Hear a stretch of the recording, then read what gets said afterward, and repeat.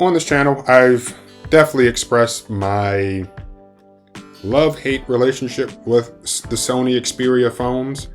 I've purchased quite a few of them over the last couple of years. And my biggest issue, especially with the latest ones, is Sony's lack of support. They'll release a phone sometime towards the end of the year and then say, well, we're only going to give it 2 years worth of OS updates or upgrades. And that's a bit disappointing considering how much these things cost. Consider subscribing. So I figured I'd go down the specs for the latest Sony Xperia 5 Mark V. I have owned the Xperia 5 Mark IV as well as the Mark III. And at this point in time, I'm on the fence as to whether or not I should invest more money into a device I'm probably only going to keep for a couple of months. So let's get started. We scroll down, and as I was mentioning above, we talked about the release date. So the release date for the Sony Xperia 5 Mark V was September of this year. And it looks like it was September for last year as well, but October the year prior. So definitely late in the year.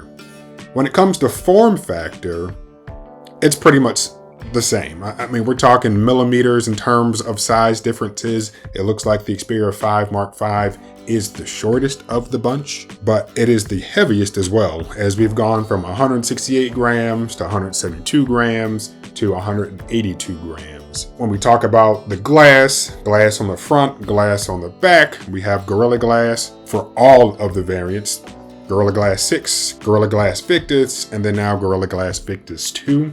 So I will never say that these phones aren't built well. Every time that I've held one, I am truly impressed with the build quality, and good on them for giving you the high grade Gorilla Glass right there on the latest release, so that when you inevitably drop it, hopefully the screen doesn't crack. And I can imagine that the phone will be in a case, so you don't have to worry about the back cracking either. For the models I had, which I believe my Xperia 5 Mark III and Mark IV were both international versions, they both came with the option for dual physical SIM. I no longer have either one of them in my possession, but I do not think I had the option to activate the eSIM. At the time, I wasn't really too concerned about that, so it wasn't that big of a deal. Now, and I've made videos about this before, I really do appreciate when you have the option for a physical SIM and eSIM. I think it just makes the entire activation process a little more seamless. You can add a second line or your first line if you want without having to contact your service provider. You can do everything online. You're not waiting for a SIM card. If you already have a SIM card and your new phone has a physical SIM slot, then you can just put the SIM card in there.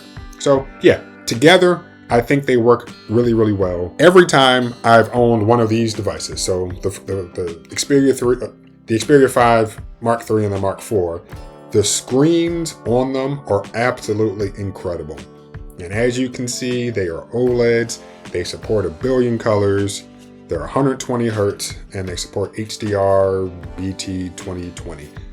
I always see HDR 10 plus or something like that. So I know that the screens are great. And if you were to get one when watching content, you would absolutely be amazed. I know a lot of people stream stuff, myself included. So watching streaming video is cool. I would sometimes just load local video on the device itself, and the colors on those screens just absolutely pop. So I don't, even though I always talk about my Zenfone 9, I like it. I do, and I still have it. I've had it for over a year now. The screen on the Zenfone 9 still, in my opinion, just doesn't compare to the screen on these Xperia devices. 6.1 inches diagonally for all three of them, so there's nothing different there.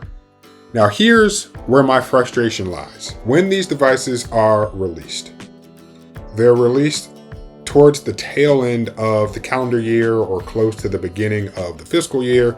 In the case of the Xperia 5 Mark III, it looks like it was released right after the start of the new fiscal year.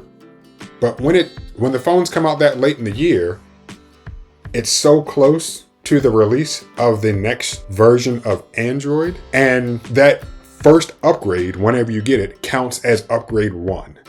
So right now, we'll look at the Xperia 5 Mark V. It comes with Android 13. It was just released last month, or we're in November now, so it was released back in September, but Android 14 is already out. So it's coming with a year-old operating system, and that first upgrade counts as upgrade 1. And that's really, really unfortunate. When I think about how much these phones cost, and we'll get to that in a little bit, you'll see that, man, I'm spending quite a bit of money on these devices for them to only be supported for 2 years. Like it just isn't right. In terms of the chipset, we started with the Snapdragon 888, then the 8 Gen 1, now we have the 8 Gen 2. Of course, we know that the 8 Plus Gen 1 did come out in between those. So even though that was a good chip, good on Sony for not using that chip this year. I think some might have been a little upset that last year's phone didn't come with the 8 Plus Gen 1. Of course, you still get the micro SD card. Storage, we're starting with 128 gigs or the 256 gig variant.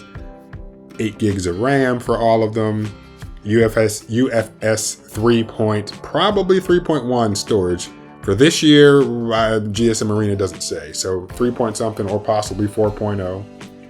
I've never really been a camera guy, so on the screen you can see all those different things. Another feature of their phones that I do like is the fact that the phone has dual front-facing stereo speakers. Another thing that all 3 of these phones have, which many people no longer care about, is the 3.5mm headphone jack. Audio quality is good, Wi-Fi and Bluetooth support is good, and the USB port, of course, is USB-C, and we're talking USB 3 speeds. So none of that USB 2 stuff like the iPhone or my Zen phone, unfortunately. And these phones have a fingerprint reader, which is good, but it's in the power button on the side of the device. And you get used to it. My Zen phone has it, and it's not in an inconvenient place, but sometimes I do just like having a fingerprint reader on the back of the phone. With some other devices, you're now having fingerprint readers under the display. Of course, there's facial recognition, so different ways to do the same thing. And yes, with that side-mounted power button / fingerprint reader, it gets the job done. And for the 2 of these devices that I've owned, it has been extremely reliable. And even though I just went over talking about the Xperia 5 Mark V, you can buy it in plenty of places, but it does not look like a version of the phone will natively be coming to the United States.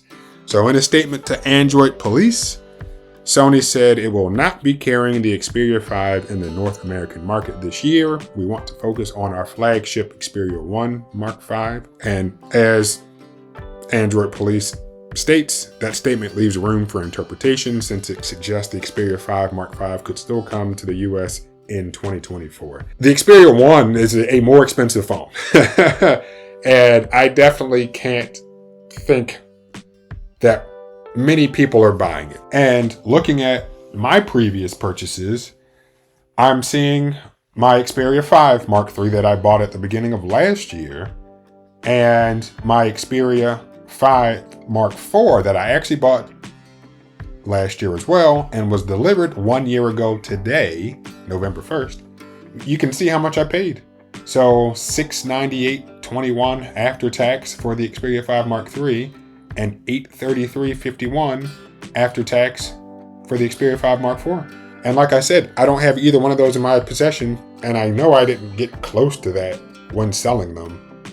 So they're good phones, they really are. And if Sony supported them for longer, I would have no problem recommending them. But the truth is, they don't. And when you have, and we can just stay in the Android ecosystem, when you have the Galaxy S23 or the Google Pixel 8 or OnePlus devices that for the most part cost less, and even for ones that are similarly priced, if the support is longer, then I'd say, yeah, definitely go get one of those.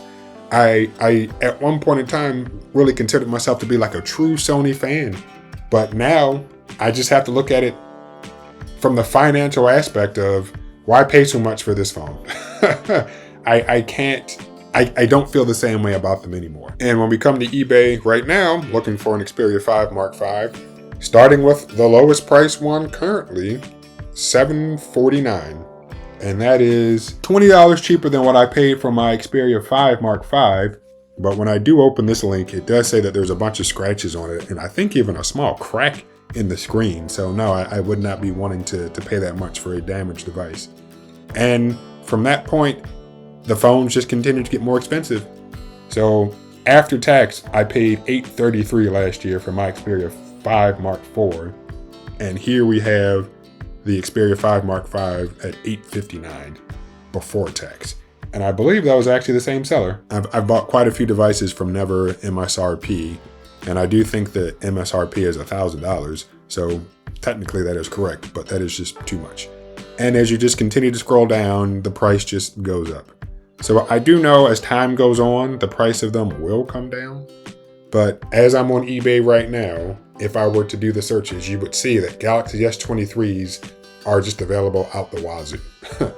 And they both have 6.1-inch screens. The cameras on Galaxies are good as well. The support is longer. It just seems like an easier buy. In fact, the Galaxy S23 that I had, I believe I paid $4 something for it. So almost, not quite half the price of all these other ones. And I'll get probably twice the number of years of support had I chosen to keep it. So it's a nice phone. It really is. After seeing reviews of the device, they are nice, but they are just too expensive.